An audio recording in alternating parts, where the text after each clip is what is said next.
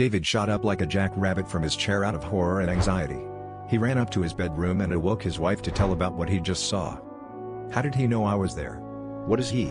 Is he even human? David thought to himself while staring out his bedroom window to the street below. The man was nowhere to be seen. David looked up and down the street over and over again for the man, to see if he would return. But after about half an hour nothing happened, just a dimly lit street empty of anyone. That morning David was getting ready for work. He got dressed and got in his car. He began his drive of about 15 minutes to turn wrenches for a few hours. He pulled up to the shop, got out and clocked in.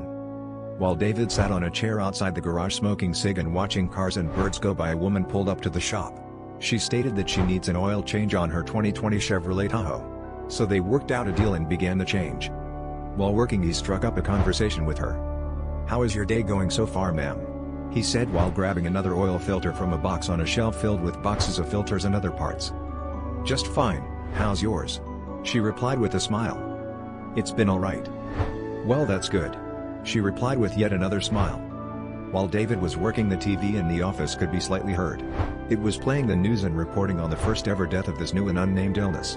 The illness has been linked to mainly meat, the likes of which are being sold by a mysterious salesman selling for a non-existent company.